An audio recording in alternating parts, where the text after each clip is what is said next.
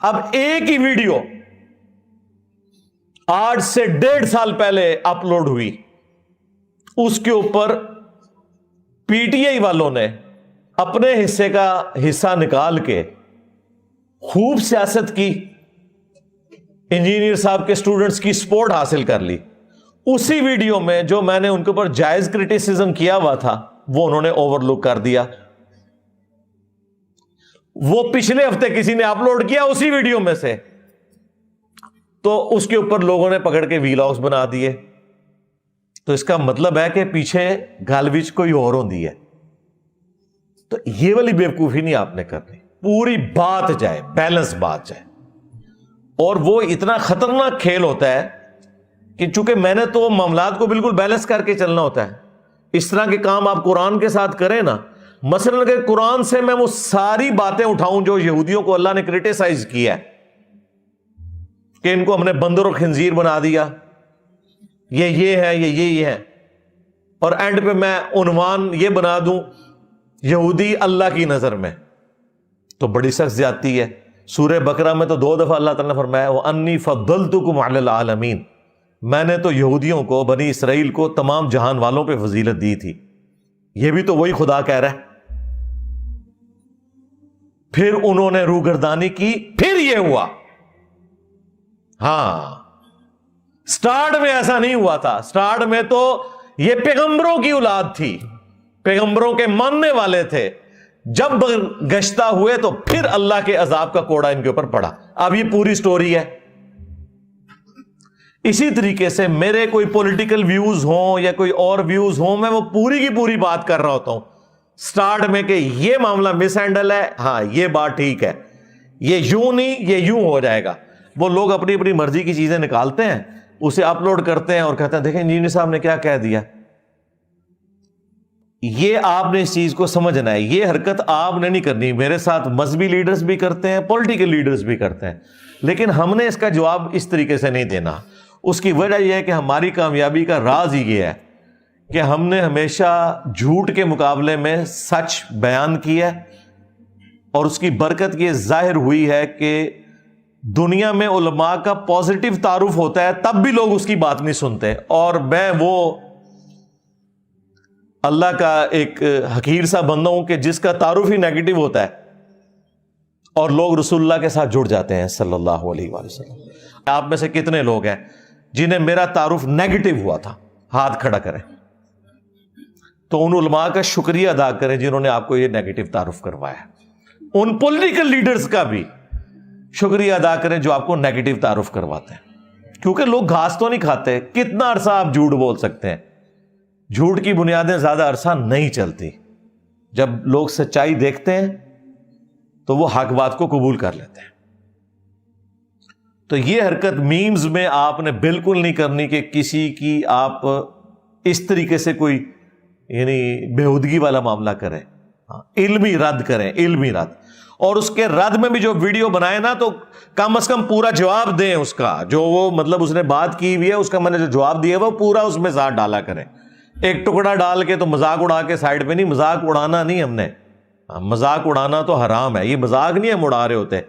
ہاں، مزاح کے انداز میں، اینٹی وینم کے انداز میں، الزامی جواب کے انداز میں کسی کی اصلاح کی کوشش کرتے ہیں۔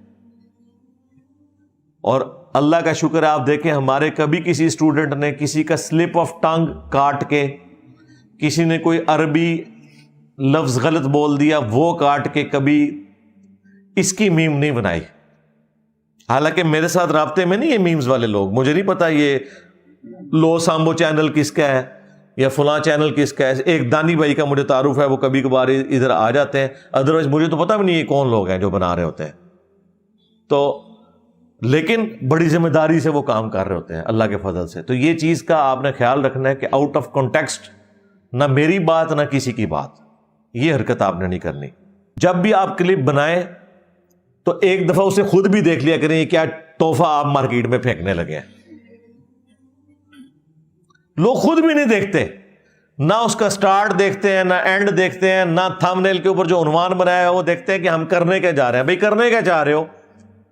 تو ایک بار اسے دیکھ لیا کریں کہ کوئی بات سٹارٹ ہوئی ہے، کوئی اینڈ ہوئی ہے۔ بعض اوقات لوگوں کو عادت ہوتی ہے بیچ میں سے بات کاٹنے کی، وہ کہتے ہیں ہم کٹنگ کر کے نا ذرا کلپ کو مختصر کریں، وہ مختصر کرتے کرتے اصل بات ہی بیچ میں سے کٹ جاتی ہے، اور وہ جو ایک کانٹے کی بات ہے جب آپ نے وہ کاٹ دی، چاہے آپ پورا کلپ بھی اپلوڈ کریں وہ کسی کام کا نہیں. لہذا آپ نے پوری دیانتداری کے ساتھ اس کو دیکھنا ہے کہ یہ ٹاپک کنکلوڈ ہو رہا ہے، سٹارٹ ہو اینڈ ہو. ہاں، وہ جس طرح عرب میں ایک مشہور لطیفے کے طور پہ ہے، اوریجنل بھی ہو سکتی ہے یہ بات، ویسے یہ بیان کی جاتی ہے. پاکستانیوں کے لیے تو یہ کوئی اتنی اہم چیز نہیں ہوگی کہ ان کو تو عربی آتی نہیں ہے. وہ کوئی امام مسجد صاحب تھے نا، تو انہوں نے سورہ یوسف کی تلاوت کی، ٹھیک ہے، پہلا حصہ انہوں نے کچھ تھوڑا سا پڑھا، اس کے بعد 2 ہی رکعت کے اندر قرات بلند آواز سے ہوتی ہے. دوسری رکعت میں جب یوسف علیہ السلام کنویں میں ڈالے گئے نا، اس کے اوپر وہ اس نے رکوع کر دیا. جب وہ سلام پھیر کے فارغ ہوا تو وہ مفتی نے کہا کہ حضرت یوسف علیہ السلام کو کنویں سے نکال تو لینا تھا آپ نے.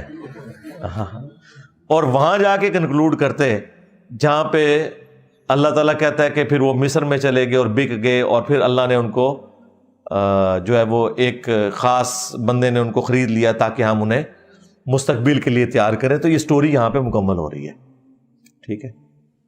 تو اس طریقے سے میں نے بھی کئی بار آبزرو کیا ہے کہ وہ آیات پوری نہیں ہوتی ہیں، مضمون پورا نہیں ہوتا اور لوگ رکوع میں چلے جاتے ہیں. اس لیے یہ رکوع بنے ہوئے. یہ رکوع کیوں بنے ہوئے ہیں؟ یہ رکوع اس لیے بنے ہیں کہ یہاں پہ ٹاپک مکمل ہے، آپ نے رکوع کرنا ہے تو ادھر کریں آ کے.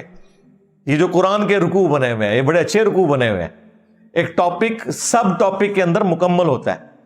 یہ اگرچہ نبی علیہ السلام صحابہ نے نہیں بنایا، یہ تابعین تبع تابعین کے دور میں ہوا، لیکن کمال کام کسی نے کیا ہے. یہ